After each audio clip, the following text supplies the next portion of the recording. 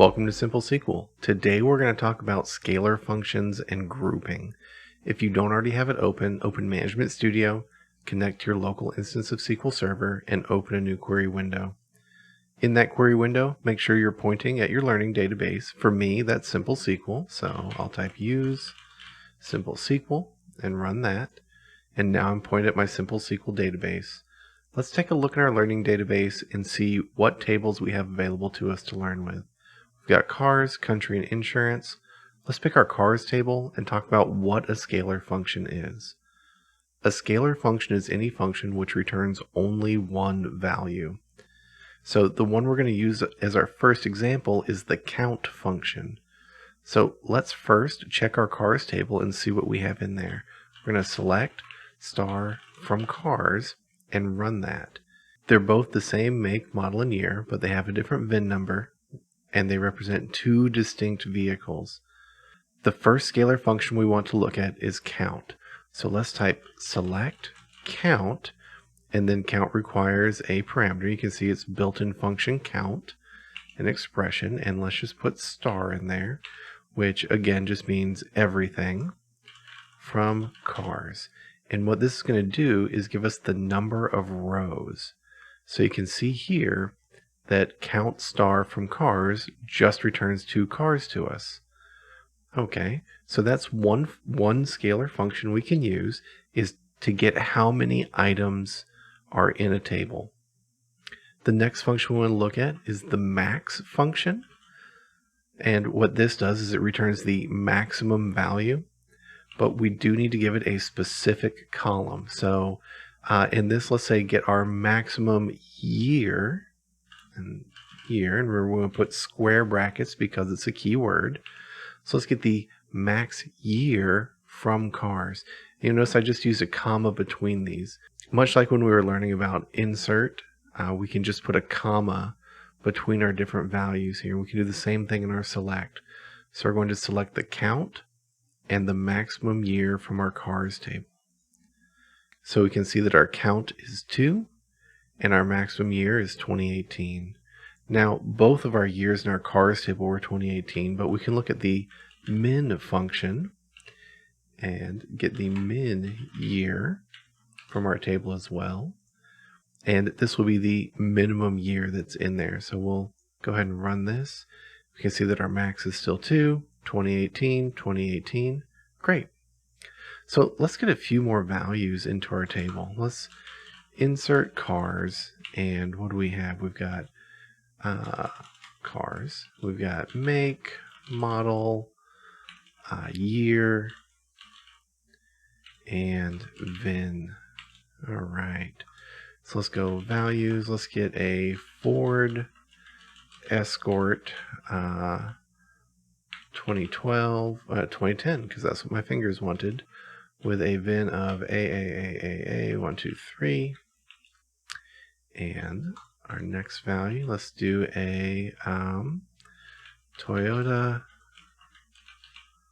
Corolla, and this will be a 2016, and AA whatever. Yeah, some letters. Great. All right, let's go ahead and put these into our table here. Incorrect. Oh, well, helps if I can spell values. There we go. There we are. We've got 2 more rows, and let's go ahead and select those out. See what we've got. Great. So we've got 2 Kias, 1 Toyota, and 1 Ford. Okay, so what if we wanted to get the count of each different make in our table here? Well, the way we do that is by grouping. So we already said that scalar functions return only one value, right? So we go count star from cars. We're going to get 4.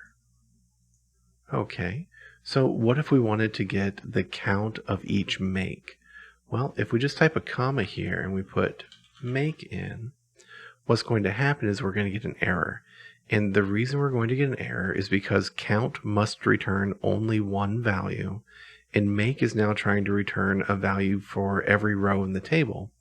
And so what it says is that the column cars.make is invalid in the select list because it's not contained in either an aggregate function or the group by clause. Okay, so it means we're not bundling it up into one value and we're not grouping by it. And grouping by it is what we want to do here. And the way we do that is we type group by, and then we tell it what columns to group. And in this case, we want to say group by make. So now when we run this, we get back the make of the car and how many of each of those makes we have in our table. So in this case, we have 1 Ford, 1 Toyota, and 2 Kias. Great, and that's exactly what we saw when we looked in there, right? So when we look, we get the same thing. We've got one Ford, 1 Toyota, and 2 Kias. And that's what group by does. Now, you can group by more than one column. So in this case, I'm going to group by make and by year. And remember, I want square brackets around my year because it's a keyword. And when I do this, I can also put year in my select. Because now, even though I don't have a scalar or aggregate function running on year, I am grouping by it. And so it's okay to put it in my select. Let's go ahead and run that. And we can see both of our Kias were from the same year. So we're still getting 2 there. And then 1 Toyota, and then 1 Ford, 1 2010 Ford, 1 2016 Toyota, right? So let's look again and let's change one of our Kias, right? Let's look in our cars table. We've got these 2 Kias here. Let's grab this VIN number, which is our primary key, and let's update that. Let's make it something different. So let's say update cars, set year is equal to 2012, where the VIN number is equal to that one, right? So we update our row, and now we can see that our Kias, we've got one that's a 2012 and one that's a 2018. We're going to run our count again, and we can see that because we're grouping by both of those things, when they're not identical, it splits it out into 2 different rows. So we still have our 2010 Ford, we've got our 2012 Kia now, our 2016 Toyota, and our 2018 Kia. We also now have a good data set so that we can look at this max and min again, right? So let's say select the maximum year. Oops, we need our parentheses and then our year and our make from cars, and let's group by make. And now when we run this, it's going to break it up by make again and then give us only the highest year value that's in that table. So we now only see the 2018 value on our Kia, and we see, since we only have one value for our Ford and Toyota, we see that value. Let's go ahead and grab the minimum value as well. So we'll say min year and then that make, right? So when we do this, we'll see that the newest Kia that we have, the maximum number is this 2018. The minimum year that we have is the 2012. And again, for the Ford and Toyota, since there's only one value, it's the same in both columns. So there are more scalar functions out there, but these are a couple of really common ones that'll be helpful to you in a lot of situations. And I think this covers the basic of scalar functions and grouping. In the next episode, we're going to talk about importing data into your database. So thank you for joining me, and I'll talk to you later.